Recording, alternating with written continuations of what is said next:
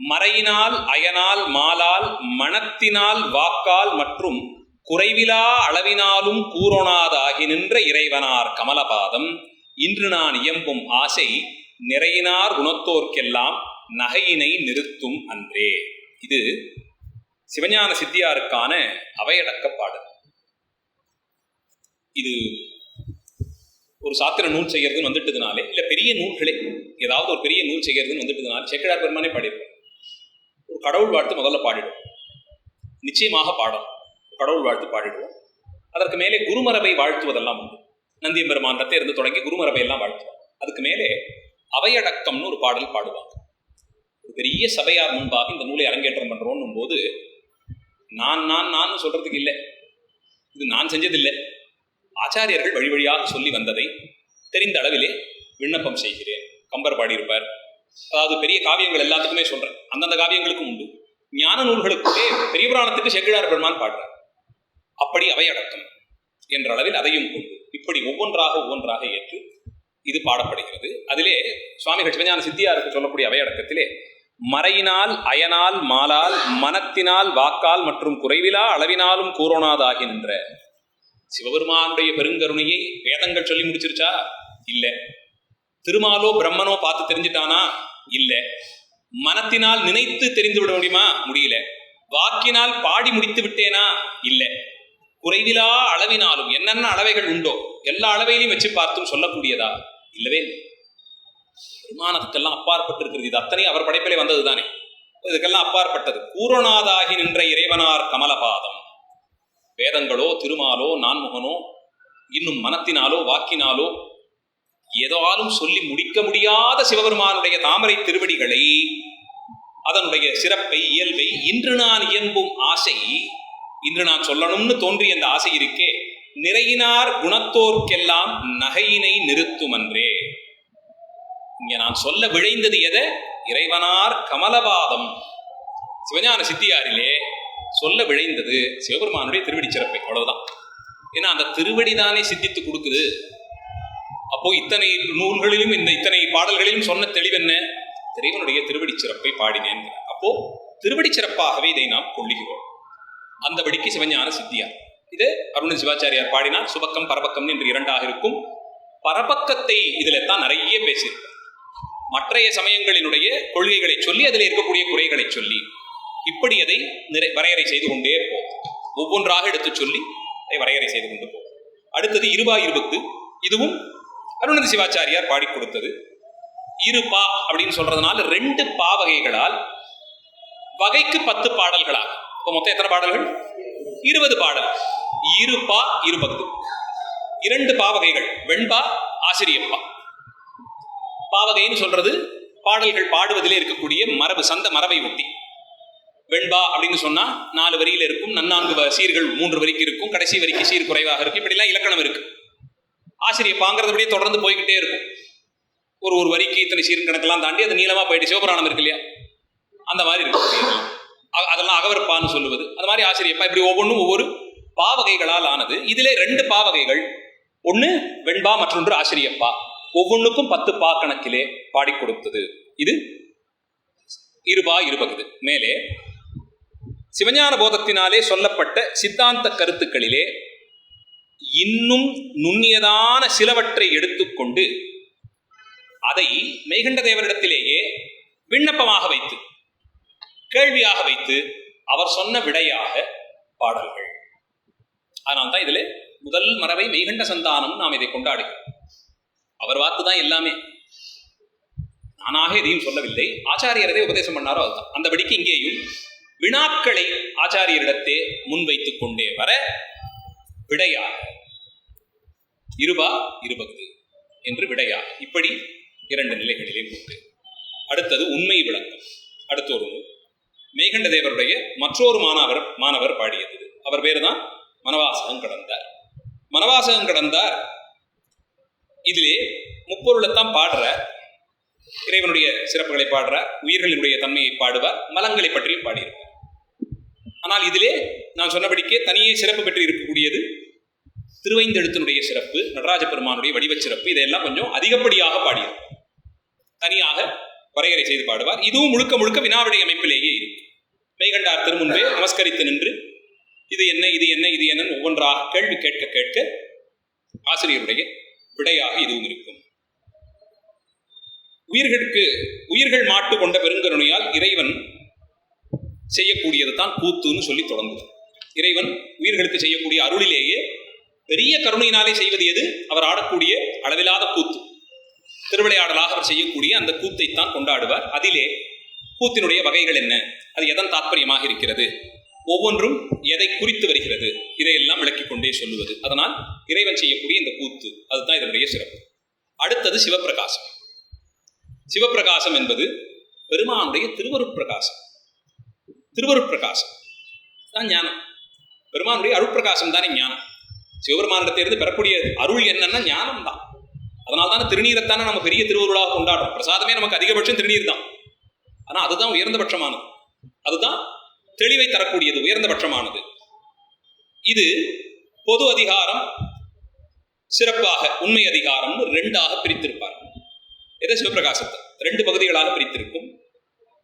பொது அதிகாரத்திலே பொதுவான கருத்துக்களாக முப்பொருள் இயல்பு பேசப்படும். மறுபடியும் பதிப்பசு பாசத்தினுடைய விளக்கங்களாக போகும். அது இதுக்கு முன்னாடியே வாசித்த நூல்களையும் இருக்கும், இதுலையும் சேர்த்து சொல்லிடுவார். ஆனால் இதனுடைய சிறப்பு உண்மை அதிகாரம்னு சொல்லப்படும். அதுதான் சிவபிரகாசத்தினுடைய சிறப்பு. உண்மை அதிகாரம்னு ஒரு அதிகாரம். அதிலே சொல்லப்பட்டிருக்கக்கூடிய தலைப்புகள்ல தான் முதல் தலைப்பு ஆன்ம சுத்தி. உயிர்களினுடைய கணக்கு எப்படி, உயிரினுடைய சுத்தி எப்போது ஏற்படுகிறது, ஆன்ம சுத்தி என்ற தலைப்பில் இது. மேலே ஆன்ம லாபம், அதை அடுத்தது அஞ்செழுத்தின் நிலை. அத சிவபிரகாசத்துல தனியே சிறப்பாக இந்த உண்மை அதிகாரத்திலே தனியே பேசிக்கொண்டே போவார்கள். அஞ்செழுத்து நிலை. அதற்கு மேலே அணைந்தார் தன்மைன்னு கடைசியா ஒரு பகுதி வரும். அணைந்தார் தன்மைங்கிறது இன்னும் சில நூல்களையும் உண்டு. அணைந்தார் தன்மை என்பது இந்த உலகத்திலே வாழும் காலத்திலேயே சிவபெருமானுடைய திருவடியை அணைந்தவர்கள், அவர்களுடைய இயல்பு என்ன, அவருடைய இயல்பு என்ன, இதைத்தான் பேசியிருப்பாங்க. அது எப்படியாக அவர்கள் இயங்குவார்கள். மோட்ச உலகத்தை எட்டி ஆகிவிட்டது, இன்னும் இருக்கிற ரொம்ப குறைவான வினை அது தீர்றதுக்காக உடம்புல உயிர் ஒட்டி இருக்கு, அவ்வளவுதான். சமாதி கூடியிருக்காங்க இன்னும், ஆனால் இந்த உலகத்துல இருக்காங்க, சமாதி கூடியிருக்காங்க. இவர்களுக்கு அணைந்தார்னு பேர். அந்த அணைந்தார் தன்மை அதுதான் தனித்து சிறப்பு பெறுகிறது. இந்த அணைந்தார் தன்மை அது எப்படிப்பட்டது, இதைத்தான் சிறப்பாக கொண்டாடுகிறார்கள். இது அணைந்தார் தன்மை. இது இந்த ஐந்தும் உண்மையாக, உண்மை சொல்லக்கூடிய அந்த பகுதியிலே உண்மை அதிகாரமாக இருக்கக்கூடிய அதிகாரத்தில் பெறப்படுகிறது. தனியே முதல்ல சொல்லியிருந்தது நமக்கு பொது அதிகாரம். அதிலே முப்பொருள் இயல்பும், இதிலே ஆன்ம சுத்தி, ஆன்ம லாபம், அஞ்செழுத்தின் நிலை, அணைந்தோர் தன்மை என்று இந்த நான்கும் தனியே பேசுவார். இதற்கும் தனித்தனியே உரைகள் எல்லாம் செய்திருக்கிறார்கள். தர்மயாதீனத்திலே 14 சாத்திரங்களுக்கும் உரை தொகுக்கப்பட்டிருக்கு. அந்த விதத்தில் சிவபிரகாசம். இந்த 3 நூல்கள் தான் உபதேச பரம்பரையிலே கடைசி 3ஆக வாசிப்பது. சிவபிரகாசம் அது முழுக்க கேட்டு முடிச்ச பிறகு சிவஞான சித்தியார், அதற்கு பிறகு சிவஞான போதம். இந்த 3ஐயும் தான் இந்த வரிசை கிரமத்திலே ரொம்ப ஆழமாக தெளிவதற்கு. அடுத்தது திருவருட்பயன். திருவருட்பயன் இது இறைவனுடைய திருவருளால் உயிர்கள் அடையக்கூடிய பயனையே குறித்து வரும். யாருடைய நூல் இது? உமாபதி சிவாச்சாரியார். இந்த நூல் மொத்தம் 100 குறட்பாக்களால் ஆனது. திருவருட்பயன் முழுக்க குறட்பாவாக இருக்கும். 10 தலைப்புகள், தலைப்பிற்கு 10 குறள். அப்படியே திருக்குறளுடைய அமைப்பு. அதிகாரங்கள் தான் அங்கேயும் 3 பால்கள், முப்பால், அறம்பொருள் இன்பம். ஒவ்வொரு பாலிலும் இத்தனை அதிகாரம், ஒவ்வொரு அதிகாரத்திற்கும் 10 குறள். அதே மாதிரி இங்கேயும் 10 அதிகாரங்கள், அதிகாரத்திற்கு 10ஆக 100 குறட்பாக்களால் ஆனது. இதுலேயும் கடைசி தலைப்பு அணைந்தோர் தன்மை தான். இந்த உலகிலே வாழக்கூடிய காலத்திலேயே மோட்சத்தை பெற்ற நிலையில் இருக்கக்கூடிய, சமாதி கூடிய நிலையில் இருக்கும் உயிர்கள் பெறக்கூடியது. அந்த படிக்கு அணைந்தோர் தன்மைன்னு பாடுவார். இங்கே இந்த 10 தலைப்புகள். திருக்குறளிலே வள்ளுவத்தேவ நாயனார் நமக்கு அறம்பொருள் இன்பம் இந்த 3ஐயும் பாடிடுறார். 4வது புருஷார்த்தம் என்ன? வீடு. அது எழுதப்படாத குறையில் உமாபதி சிவாச்சாரியார் தீர்த்தார். அவ்வளவுதான். திருவருட்பயன் தான் 4வது பால்னு எடுத்துக்கணும். முக்தியை குறிப்பு. அறம்பொருள் இன்பம் பாடி 4வது வீடு பெற்றை பாடணும். வீடு பெற்றை வள்ளுவத்தேவ நாயனார் பாடல, அதற்கு உமாபதி சிவாச்சாரியார் பாடிய திருவருட்பயன் நமக்கு பயன்படுகிறது. அப்போ இறைவனுடைய அருளால் ஏற்படக்கூடிய பயன் என்ன? திருவருளை கொடுக்கக்கூடிய பதியின் தன்மையிலேருந்து ஆரம்பிப்பார். முதல்ல அதுதான் இறைவனுடைய இயல்புகளை தெரிஞ்சுக்கணும். அங்கேருந்து தான் திருவருள் உற்பத்தி. திருவருள் பயன் என்னன்னு தெரிஞ்சுக்கணும்னா எங்கேருந்து அது தொடங்குது? இறைவனிடத்தே இருந்து. அப்போ பதியின் தன்மை அதுல இருந்து தொடங்குவார். திருவருளால் மலங்கள் நீக்கக்கூடியது இல்லையா, அதனுடைய தன்மை என்ன? திருவருளின் தன்மை, அதன் வழியே வரக்கூடிய ஆச்சாரியருடைய தன்மை. உயிர் திருவருளால் பேரறிவு எப்படி பெறுகிறது? பாச நீக்கம். இப்படி ஒவ்வொன்றா பேசிக்கிட்டு போயிட்டு கடைசியாக சீவன் முக்தர்களாக இருக்கக்கூடியவர்கள், இந்த உலகிலே இருக்கக்கூடிய காலத்திலேயே முக்தி கூடிய படிக்கு இயங்கக்கூடிய சீவன் முக்தர்கள், அவர்களுக்கு தான் அணைந்தோர்னு பேரு. அவர்களுடைய தன்மை என்ன? இதுவரையில் பேசப்படும் 10 தலைப்புகள் இதுதான். பதியினுடைய நின்மையிலேருந்து ஆரம்பிப்பேன். பதி முதுநிலைன்னு ஆரம்பிப்பேன். அங்கே இருந்து ஆரம்பிச்சு ஐயா அம்மா நேற்று நடத்தினாங்களா? யாரு இது? யார் எடுக்கிறா இப்போ உண்மையடக்கம்? திருவாகர் செய்ய திருவருட்பயன் அவர் எடுக்கிறார். அதான் அப்போ அந்த அறிமுகம் கொடுத்துருப்பாரு. அந்தபடிக்கு 100 குரட்பாக்கள்லே ஆனது. பதிமுது நிலையிலேருந்து ஆரம்பிச்சு ஒவ்வொன்றாக பேசிக்கொண்டே போகும். அடுத்தது வினா வெண்பா. இதுவுமே மறைஞான சம்பந்தரிடத்தே வினாக்களாக கேட்டு தொகுத்ததுன்னு எடுத்துக்கணும். திருப்பி இதுவும் வினா வெண்பா தான், வினா வகையிலேயே தான். நான் சொன்னேன் இல்லையா, அதிகப்படியான நூல்கள் கேள்வி பதிலாகத்தான் இருக்கும். கேள்வி கேட்டு கேட்டு விடைபெறுவது தான். அதுதான் இன்னும் உயர்ந்ததே. கேள்வியே கேட்கக்கூடாதுன்னு சொல்ற சமயங்கள் தான் பெரும்பான்மை. நீ எப்படி கேள்வி கேட்கலாம்? சொன்னா செஞ்சுட்டு போக வேண்டியது தானே நமக்கு. அதனால்தான் எல்லாருல லாஜிக்கல் ரீசனிங்னு சொல்லி இதை கொண்டாடுவாங்க. சித்தாந்த மரபை லாஜிக்கல் ரீசனிங்னு சொல்லுவாங்க. கேள்விகள் எழுவது தான் அந்த கோட்பாட்டின் பாதையிலே இருப்பவர்களுக்கு இயல்பாக இருக்கக்கூடியது. சொன்னது அப்படியே கேட்டுட்டு போறது என்ன இருக்கு?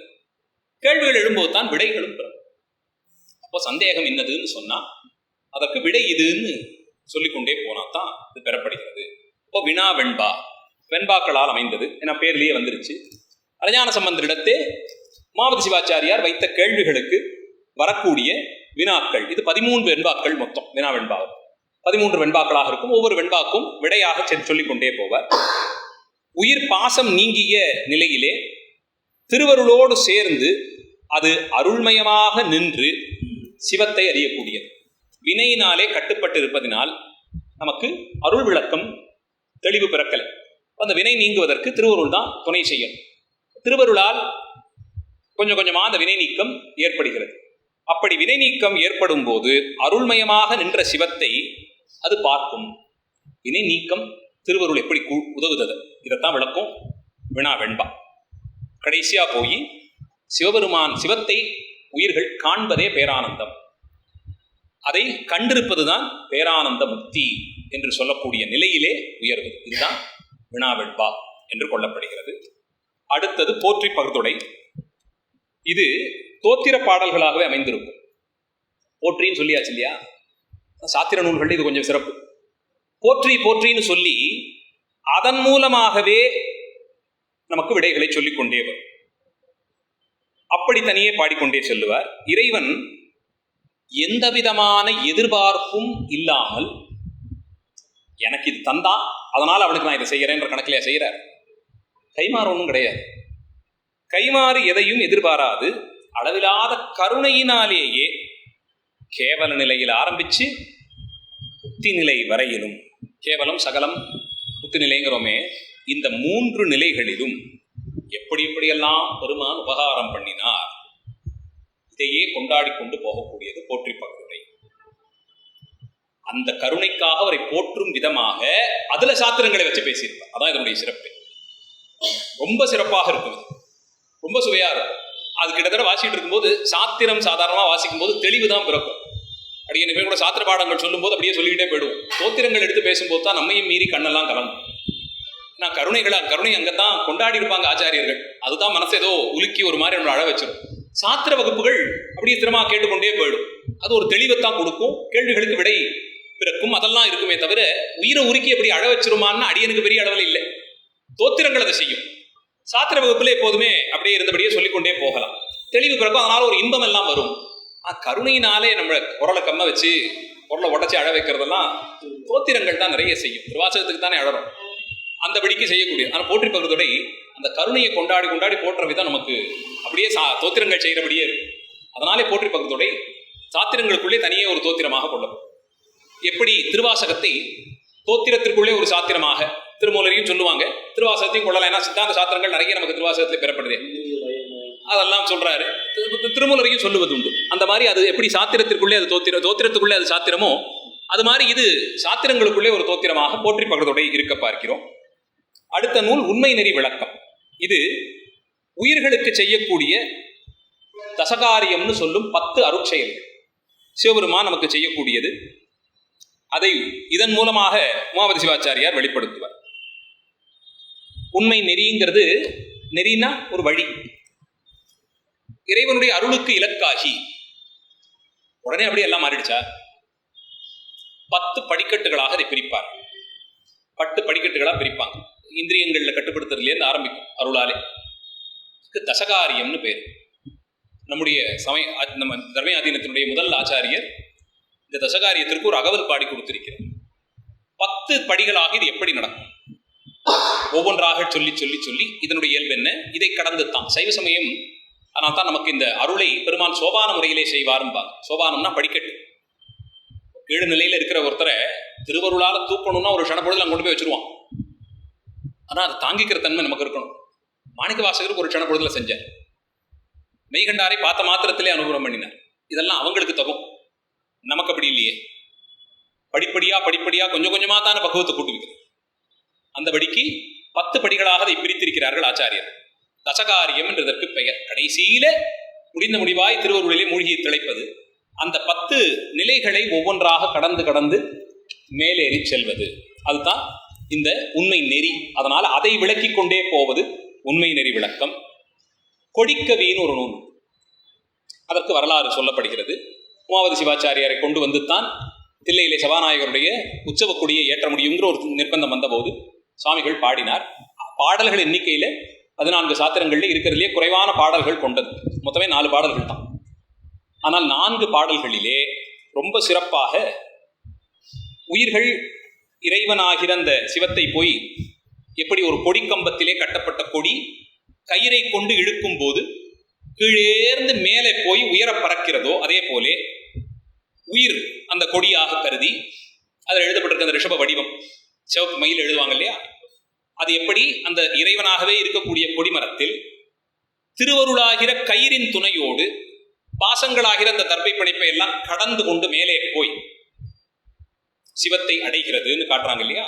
அதுதான் துஜாரோகணம்னு செய்கிறோமே, கொடிமரம் நட்டு மேலே ஏற்றுறோம் இல்லையா, துஜாரோகணம்.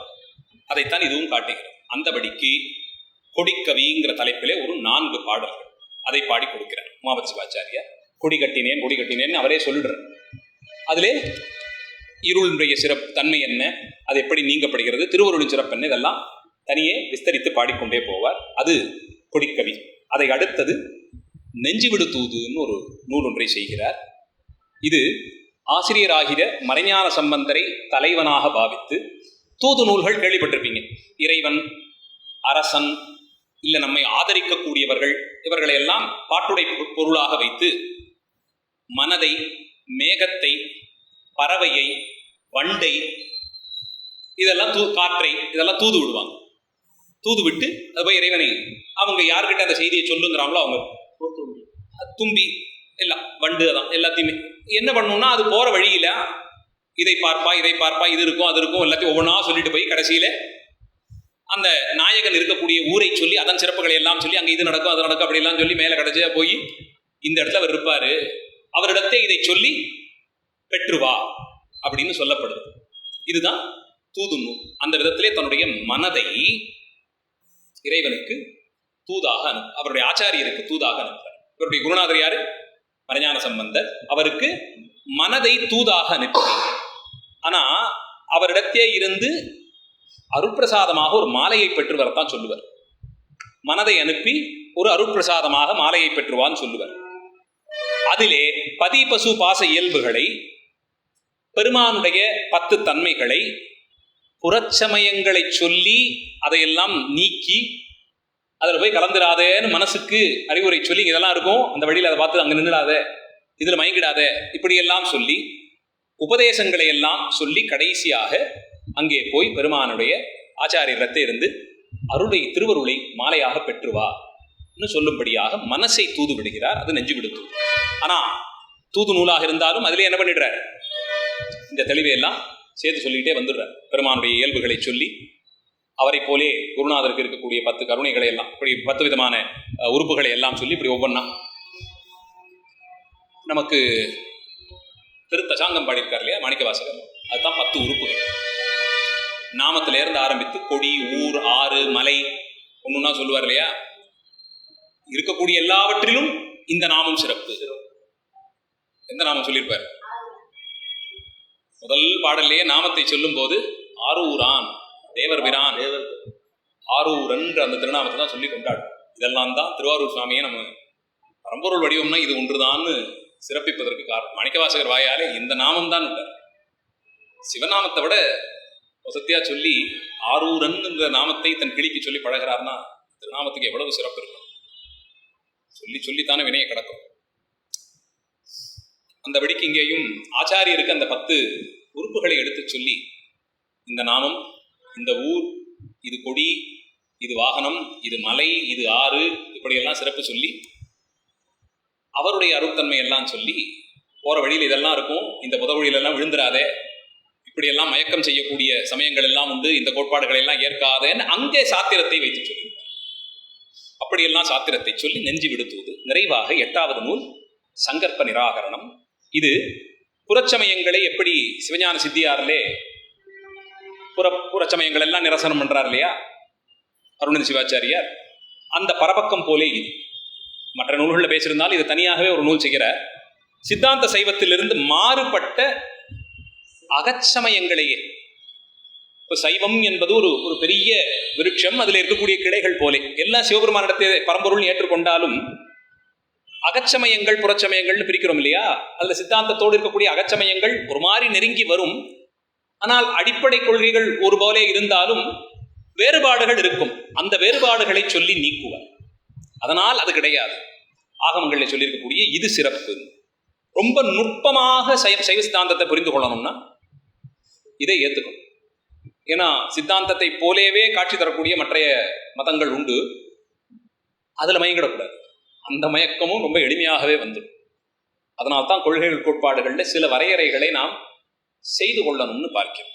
அந்தபடிக்கு இதன் உரை, இதுக்கு எல்லாத்துக்கும் தனித்தனியாக உரைகள் உண்டு. உரை நூலுக்குள்ள நான் இப்போ போகலை. இதில் மறுக்கப்படுற சமயங்கள் மாயாவாதத்தை மறுப்பார், ஐக்கியவாத சைவத்தை மறுப்பார், பாஷாண்டவாத சைவம்னு ஒரு சமயம் உண்டு, அதை மறுப்பார், வேதவாதம், சிவசமவாதம், சிவசங்கிராந்தவாதம், நிமித்த காரண பரிணாமவாதம், சுத்த சைவம் வரையிலுமாக மறுப்பார். இதையெல்லாம் மறுத்து இந்த நூல்களிலே இந்த சமயங்களின் கொள்கையெல்லாம் சொல்லி சரியான காரணங்களை சொல்லி அதை மறுப்பார். சங்கல்பம்னு சொல்லுவது கொள்கைகள், அதை மறுப்பது. அதனால சங்கற்ப நிராகரணம். இது வரைக்கும் சொன்ன அந்த மற்றைய சமயங்கள்லாம் இருக்கே, ஐக்கியவாதம், வேதாவேதம், இதெல்லாம் இருக்கே, இதை எல்லாத்திலையும் இருக்கக்கூடிய கொள்கைகளை எடுத்து சொல்லி அதற்கு மறுப்பு தெரிவித்துக் கொண்டே வருவார். அதனாலே இதற்கு சங்கற்ப நிராகரணம் ஒரு பெயரை வைக்கிறார். இந்த படிக்கு இந்த 14 சாத்திர நூல்கள், திருவுந்தியார், திருக்கழிற்றுப்படியார், இது ரெண்டையும் இறைவனே அருளினார் எடுத்துக்கிறோம். முறையே திருவியலூர் உயவந்த தேவநாயனார், திரு கடவுர் உயவந்த தேவநாயனார் 2 பேர் பாடியதாக கொள்கிறோம். அது ரெண்டுத்திலையும் திருவுந்தியாரில் 45 பாடல்கள், கழிற்றுப்படியாரிலே 100 பாடல்கள். அதிலே அதனுடைய சிறப்பு சிவஞான போதம், 12 சூத்திரங்கள், வார்த்திகம்ங்கிற பேரிலே நீண்ட நெடிய ஒரு விரை. இதிலே ஒவ்வொரு கொள்கைகளாக எடுத்து சொல்லி அதை தர்க்க முறையிலே அதை தாபித்துக் கொண்டே வருவார். இது மெய்கண்ட தேவநாயனார் பாடியருடைய நூல். இதை அடுத்தவருடைய சீடர் அருணந்தி சிவாச்சாரியார் 2 நூல்கள் பாடுறார். ஒன்று சிவஞான சித்தியார், அது பரபக்கம் சுபக்கம்னு 2ஆக பிரிந்திருக்கும். சிவஞான போதத்திலே சொல்லப்பட்டிருக்கக்கூடிய கருத்துக்களை இன்னும் விரிவாக்கி சொல்லிக் கொண்டே போய் பரபக்கத்திலே பரபட்சத்தில் நிற்கக்கூடிய சமயங்களை எல்லாம் நிரசனம் செய்து கொண்டே போய் திருவருளை சித்திக்கக்கூடிய வழி, சிவபெருமானுடைய திருவருள் சித்திக்கும் வழியை சொல்லுவது, அது அபரஞானத்தை நீக்கி பரஞானத்தை ஏற்படுத்தி கொடுக்கக்கூடிய சிவஞான போதம். அடுத்து அருணந்தி சிவாச்சாரியாருடைய மற்றொரு நூல் இருபா இருபத்து. இது வெண்பாவிலும் ஆசிரியப்பாவிலும் தலா 10 பாடல்களை கொண்டு இதிலே ரொம்ப நுணுக்கமாக சித்தாந்த கருத்துக்களை தம்முடைய ஆச்சாரியரான மெய்கண்ட தேவரிடத்தை கேள்விகளாக வைத்து பெறப்படும் விடையாக பாடி கொடுத்திருப்பார். அடுத்தது மனவாசம் கடந்தார் பாடியருடைய நூல் உண்மை விளக்கம். அதிலே மனவாசம் கடந்தார் நேரடியாக நமக்கு மெய்கண்ட தேவருடைய நேரடி சீடர், அவரிடத்தை கேள்விகளாக வைத்து வைத்து பெறப்பட்ட பாடல்கள், விடைகளுடைய பாடல். இதிலே முப்பொருள் உண்மை பறக்க பேசியிருக்கும், தத்துவங்களை பற்றி ரொம்ப விளக்கமாக சொல்லிக்கொண்டே போவார். அதை அடுத்து முக்கியமாக சொல்லப்பட்டிருப்பது பஞ்சாட்சரத்தின் சிறப்பும் பெருமானுடைய ஆடலின் சிறப்பையும், பெருமானுடைய கூத்தின் சிறப்பு ரொம்ப விசேஷமாக பேசியிருப்பார். அடுத்த 8 நூல்களும் உமாபதி சிவாச்சாரியாருடைய நூல்கள். அதிலே சிவப்பிரகாசம் முதல்ல, திருவருள் பிரகாசம், திருவருளுடைய தன்மையை எடுத்துச் சொல்லுவது. இது 2 அதிகாரங்களாக, பொது அதிகாரத்திலே முப்பொருள் உண்மையும், உண்மை அதிகாரத்திலே ஆன்ம சுத்தி, ஆன்ம லாபம், அஞ்செழுத்தின் நிலை, அணைந்தோர் தன்மை, இதெல்லாம் சிறப்பாக பாடிக்கொண்டு சித்தாந்த கருத்துக்களை தாவிப்பார். இது மூலாகம கருத்துக்களை இதிலே வைத்து பாடுவார். அது ஒரு தனி சிறப்பு சிவபிரகாசத்திற்கு. அதனால்தான் சிவபிரகாசம், சிவஞான சித்தியா, சிவஞான போதம் 3ஐயும் ஒரு சேர பார்க்கலாம். ஒரே அளவிலே விஷயங்களை வைத்துக் கொண்டே போவார். அடுத்து 2வது இவருடைய நூல் திருவருட்பயன். இது திருக்குறளுடைய முப்பால்களை தொடர்ந்து முத்திக்கான பாடல் நூலாக கொள்ளப்படுகிறது. 100 குரட்பாக்களால் ஆனது. 10 தலைப்புகளிலே வைத்து பாடியிருப்பார். தலைப்பிற்கு 10 பதிமுது நிலைங்கிறதுலேருந்து தொடங்கி பதி பசு பாசங்களை ஒவ்வொன்றாக விளக்கிக் கொண்டே போய் வினைக்கொள்கைகள் எல்லாம் ரொம்ப விளக்கமாகவே சொல்லிக்கொண்டே போய் சீவன் முத்தருடைய இயல்பு அணைந்தோர் தன்மை வரைக்குமாக பாடி கொடுத்திருப்பார். இது 100 பாடல்களாலான திருவருட்பயன்.